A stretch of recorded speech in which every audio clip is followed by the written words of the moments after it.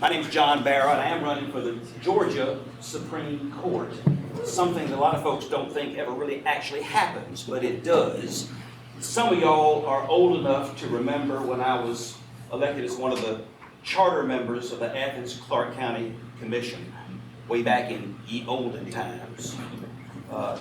After 14 years of that job, which I loved, I was fortunate enough to be elected in Congress. I was the first Democrat to defeat an incumbent Republican in the Deep South in a quarter of a century. And for my reward, I became the most gerrymandered member of Congress in the history of the Republic. After 10 years of that, I was released on my own recognizance, came back home, taught at the university. But the most fun thing I did, I think it has a bearing on why I'm doing this. The most fun thing I did, the most innovating thing I did, I spent 6 months working as a volunteer pro bono lawyer for the Atlanta Legal Aid Society, where I was kind of reminded every day of why I became a lawyer in the first place, to help people who needed help but couldn't afford a lawyer. Now, I want to state at the outset about this thing here. I believe that Georgians have the same rights under the Georgia Constitution that we used to have under Roe versus Wade. And I'm doing something about it. I'm running for the Supreme Court of Georgia because that is the only body in the world that can protect us from the Georgia General Assembly. And it is the only body that can deliver us from the current ban on reproductive freedom that was enacted in 2019. The only body that can do that is the Georgia Supreme Court. Used to could, you go to the federal courts. But the federal courts have entered into a new era in which they are basically handing a whole bunch of very important business back over to the states. Gerrymandering, used to fight that out in the federal courts. Not anymore. It's been handed over to the states. It's a state matter. And what that means in the final analysis is it's been handed over to the state Supreme Court in the final analysis. Same with a woman's right to choose and reproductive freedom. That has also been handed over to the states. What that means is it's been handed over to the state's Supreme Courts to deal with in the final analysis. And that's where we are as a matter of constitutional law. It is an open question in Georgia what our rights are. My position is that our rights are just the same after Dobbs as they were before, and that is in our state constitution. That is the issue, the central issue in this campaign. I'm running against a young man by the name of Andrew Pinson because he has done more than anybody else in Georgia to overturn Roe versus Wade. He is the youngest and newest political appointee on a court that is filled with political appointees.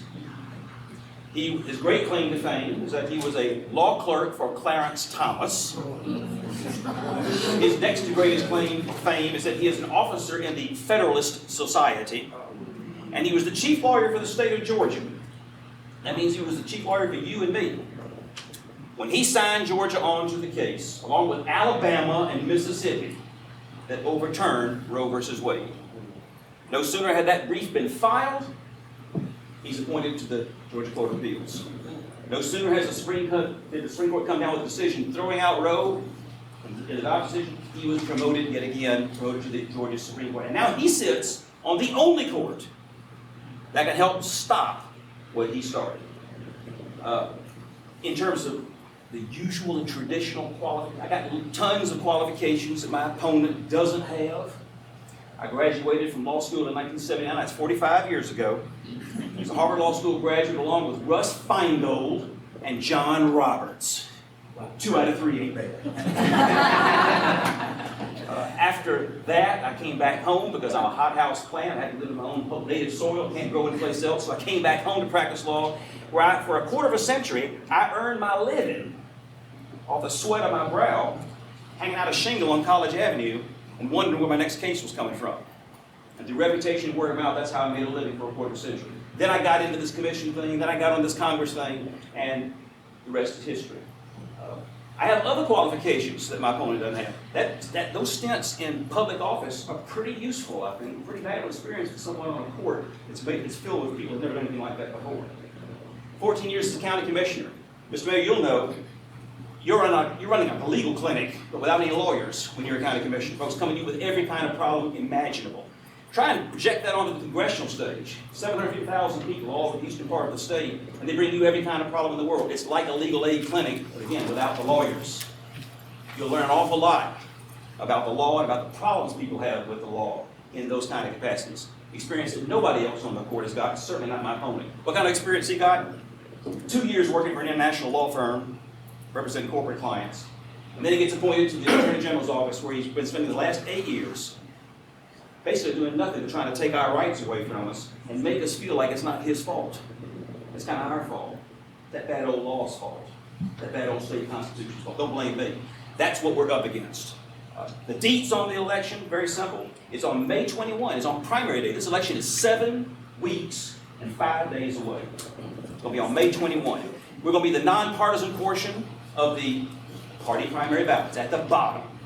And there will be only one contested statewide election of any consequence. This is it. Now I want to end where I began. I believe that Georgians have the same rights under our state constitution that we used to have under Roe versus Wade, and I'm doing something about it. I need your help. If you will help me on May 21, we will strike a blow for Roe. Thank y'all very much.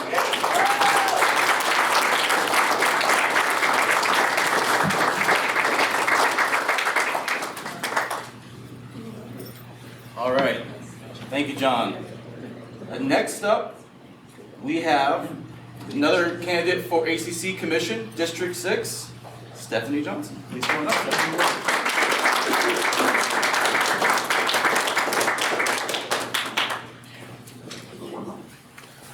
Hello. I want to thank the Athens-Clarke County Democratic Party for allowing me to speak with you this evening. I am a wife. I am a daughter. I am a sister. I am an Athenian. I am a graduate of the University of Georgia. I have a degree in economics. I am a graduate student. I am currently a student at the Terry College of Business Technology program. I am an active member in my church, Mount Pleasant, since I've been there a member since I was a child. And in my spare time, I tutor math, literature, history, and science to kids from middle school, high school, and college. My name is Stephanie Johnson. I'm running for Commissioner of District 6 because I am willing, able, and I am qualified. I want to start by telling you a little bit about myself when it comes to my qualifications. Next, I'm going to tell you some other experiences, and then I'm going to end with an ask, a big ask. I need your help and I need your commitment. I have more than 25 years working in the professional and executive capacity in public and private sectors. I have experience working in the banking, insurance, biopharmaceutical, and most recently, the last 10 years working for the unified government of Athens-Clarke County. I am the former internal auditor.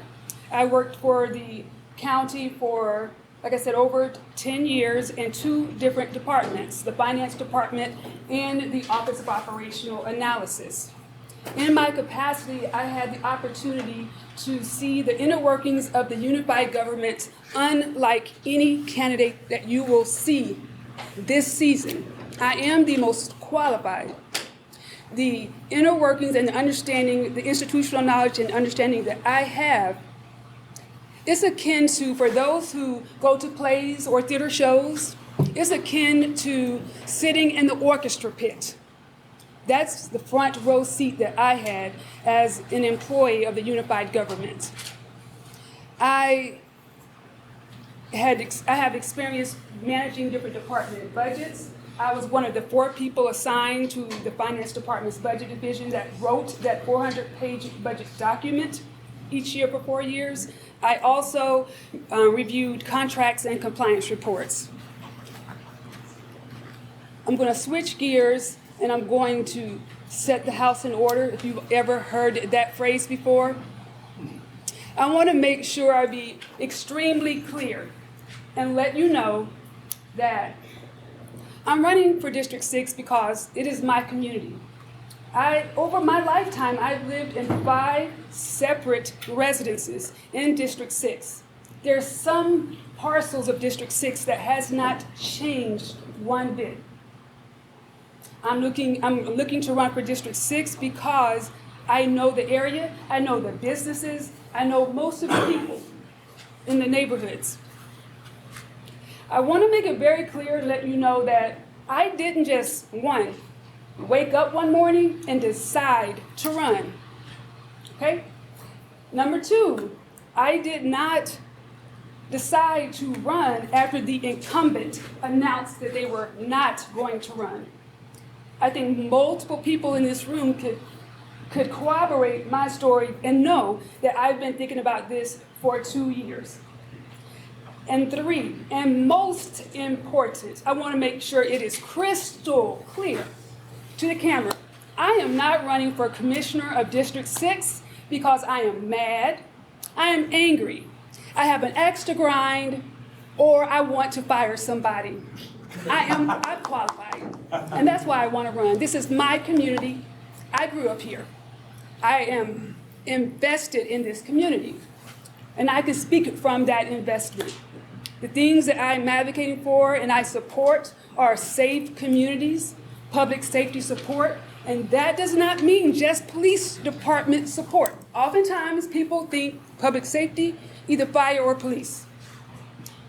We have other public safety partners, professionals, the sheriff's office, probation, corrections. So those are other public safety professionals that are left out of the conversation.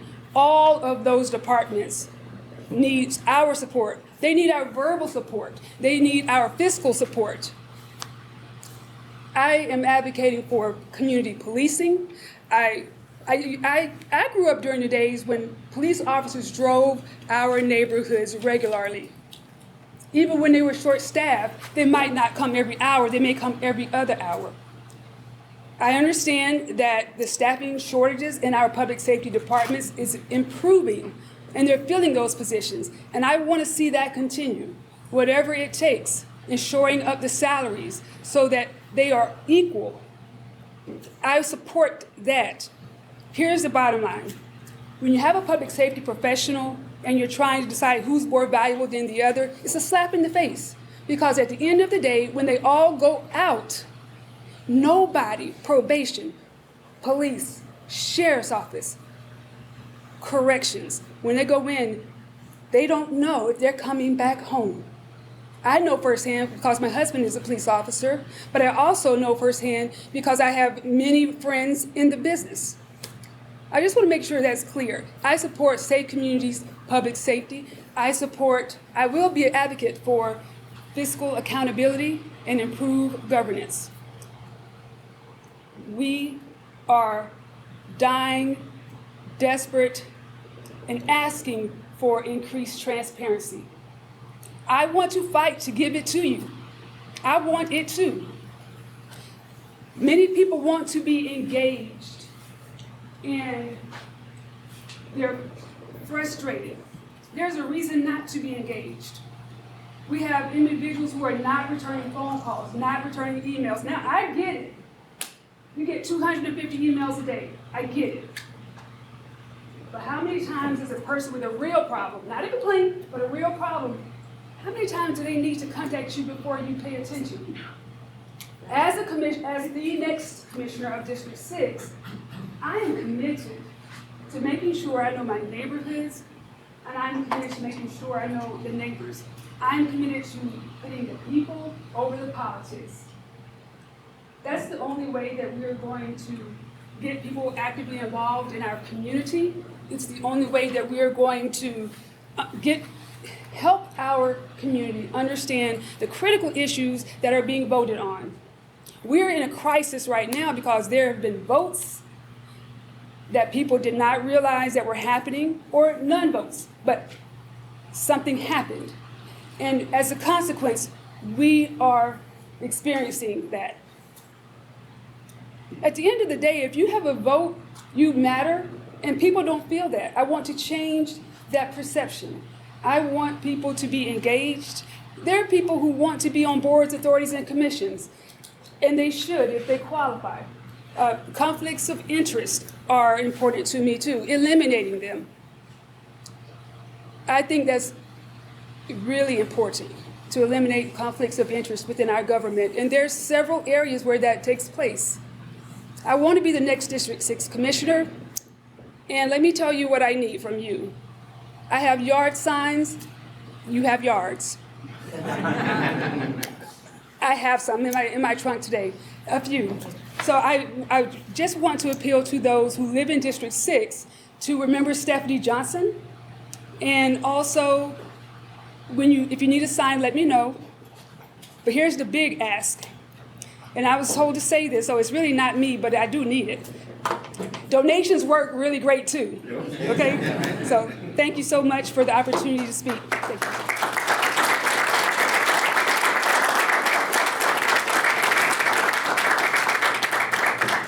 Thank you, Stephanie. I was putting up the 1 minute, I was like, oh, right there, already done.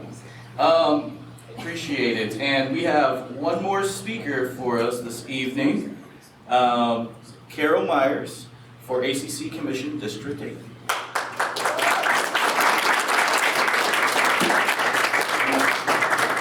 Back in my teaching mode, my hot tea. Hey everyone, are you ready? Yeah. Yes. We have work to do between now and the November election. Yes, I said November, because my election on May 21st embodies what we are up against in this election year. So let me tell you a little bit about myself and what's going on. I thought I would be running a con campaign, and then the horrendous murder of Laken Riley occurred. As a mother, grandmother, a woman, I was heartbroken for her family and friends. One's worst nightmare had happened to Laken. But then her death became a national conversation about the danger of undocumented immigrants. I agreed that if Jose Ibarra had not been able to enter the country, Laken would not be alive. Yes, Ibarra committed a most heinous murder, but his actions are his alone and do not represent the intent of the vast majority of immigrants, legal or illegal. From Laken's murder, a lot of anger and even hate has arisen, and Athens has been at the heart of the national division we all know already existed. When our mayor gave a press conference at the police department, I went down to listen firsthand.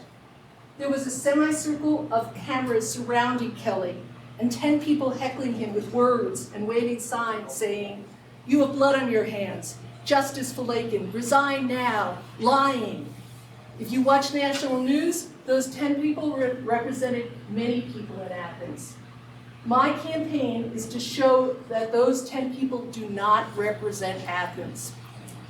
However, my opponent was one of those 10 people holding a resign now sign.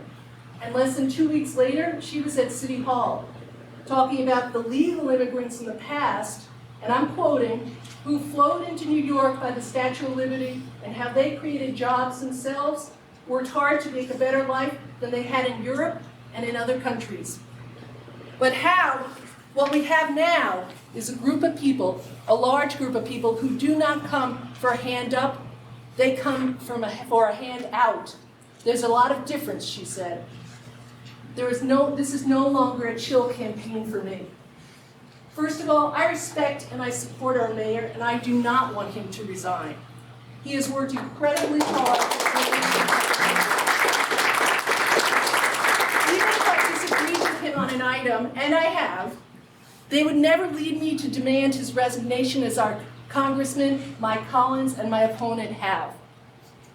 And I am proud that Athens is a welcoming community for UGA students, for seniors retiring, for the film industry, for the LGBTQ+ community, for people with different perspectives and points of view, and for our immigrant and Hispanic community as well. In the midst of this anger of immigrants, there has been very little discussion of the work they do day in and day out in this community, working in restaurants, doing landscape work, construction, roofing our houses, working in poultry plants, working as nannies and housekeepers. But why me and who am I? I've lived in Athens 40 years this year, 30 of them in District 8 on the east side. I raised 2 daughters here. My grandson Taha attends pre-K at Gaines School Elementary. I spent 30 years at Athens Tech teaching thousands of students, and I have always been involved in the community. Starting off way back when, in 1984, canvassing for Walter Mondale and the first female vice president candidate, Geraldine Ferraro. I'm a lifelong Democrat and I'm proud of it. Back then I also worked with the Athens Pro-Choice Action League and Athens chapter of NOW. With children and a career and getting my doctorate at UGA, I had less time for civic work. But by the late 90s, I was back working on campaigns and then serving on the SPLOST 2005 and 2011 project selection committees and chairing the SPLOST 2005 Oversight Committee. Later, I was appointed by Mayor Denson to the committee that created the Athens in Motion Sidewalk and Bike Plan and then served as the first chair of the AIM Commission. At the same time, I worked with a small group of people with whom I lobbied for Athens' 100% renewable energy resolution and then for almost $16 million in SPLOST dollars to follow through on that commitment.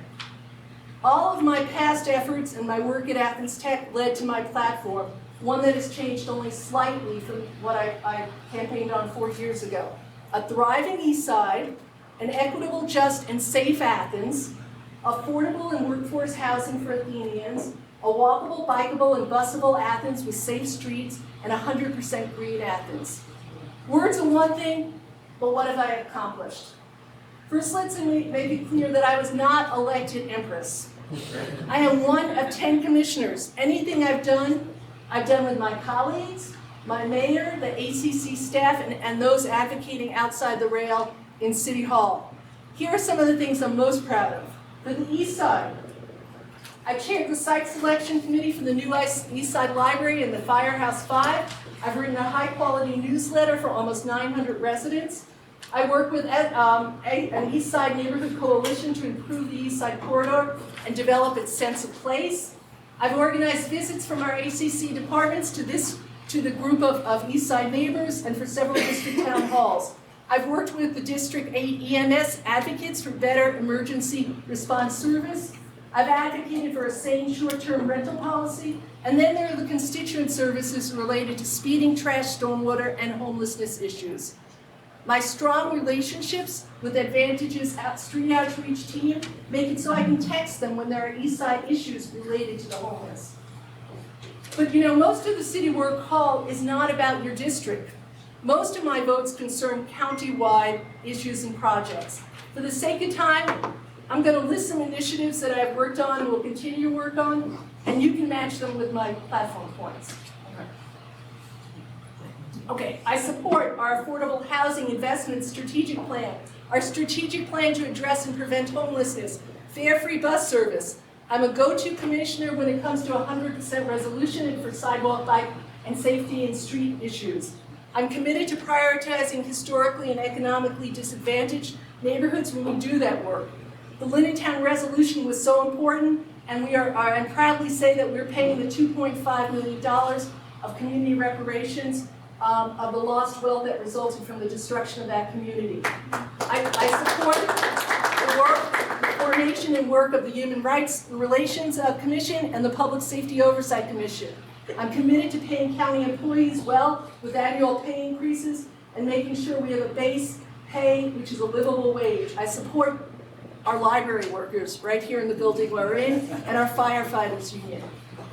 Finally though, in terms of making Athens a safe community, I support our police, our sheriff, our fire department, though that doesn't mean I won't ask questions. But I also want to talk directly about the parts of our community where people feel most unsafe. On March 8th, 3-year-old Kyron Zarko was shot and killed. That gunshot was the result of teenagers, barely more than children themselves, involved in gang violence. Gang and gun violence are a part of too many Athenians' lives, especially in struggling communities. This is not new. As a community, we need to support youth and their families and help them lead healthy, happy, productive lives, free from involvement with guns and gangs. The lack of opportunities and low incomes that result in Athens' high poverty rate are directly related to too many of the most serious problems of our community. To wrap things up, right now, I need your support with an endorsement from the ACC Dems and with knocking on doors. This race has lit my fire, not simply for my race, but to help other Democrats on the ticket this year, on the state ticket, and on the national ticket in November. We Democrats all have to wake up and work hard, both locally and nationally for what we believe in. Thank you.